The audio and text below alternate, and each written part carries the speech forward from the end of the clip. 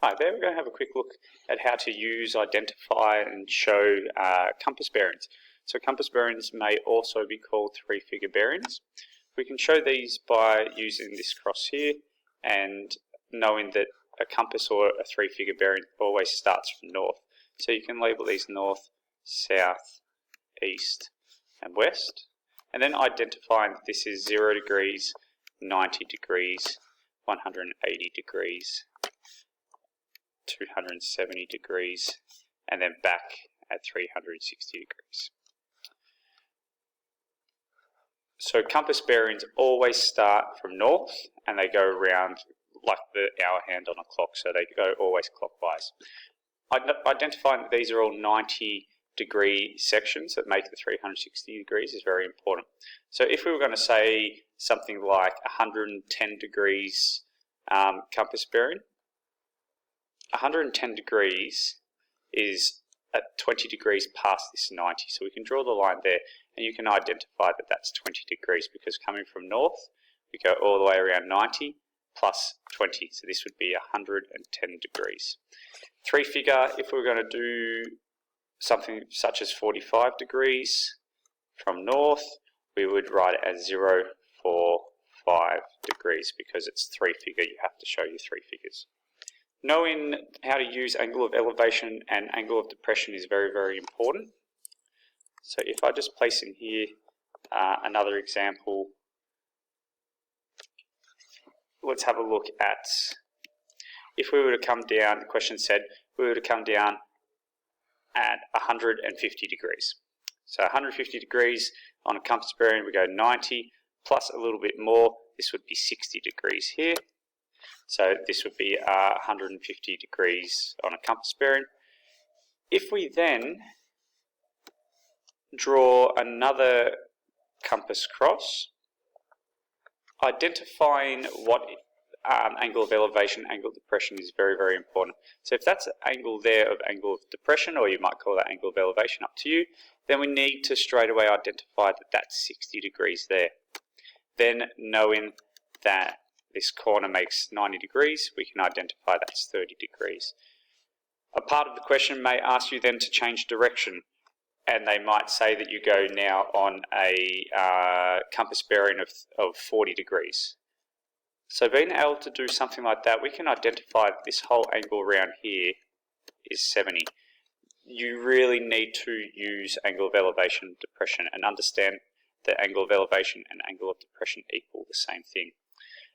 Another example that you may come across, let's get a brand new slide up here, is that you may have, for example, a wall, something like this.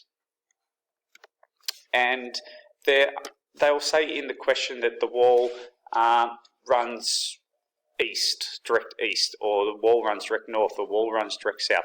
Let's just call this that, for example, the wall is running north in the question. Okay.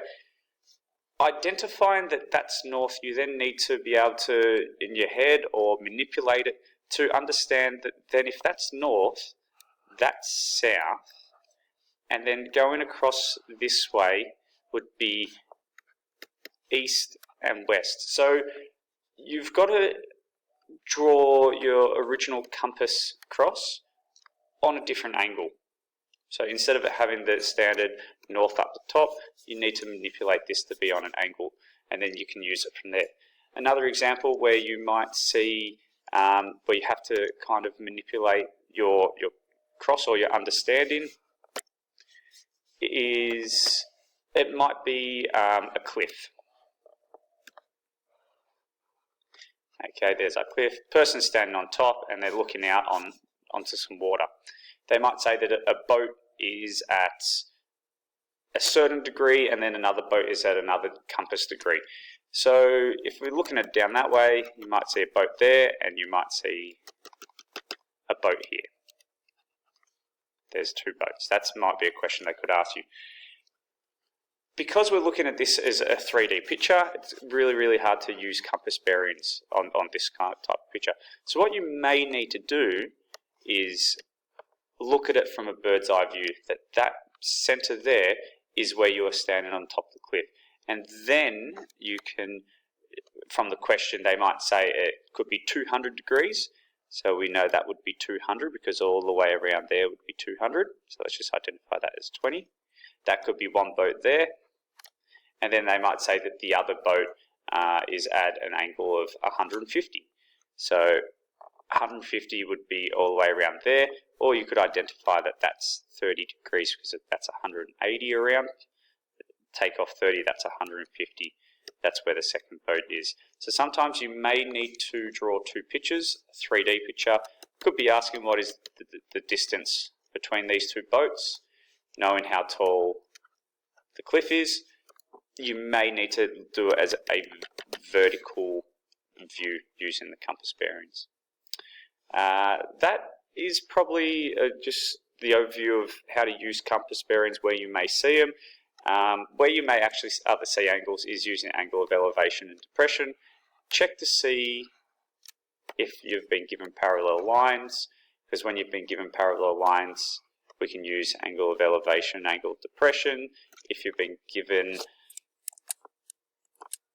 pieces of information such as an isosceles triangle, we can then use this information further to identify different types of angles. If you've got any further questions of how to use compass bearings or three-figure bearings, email me or ask me. Hope that helps.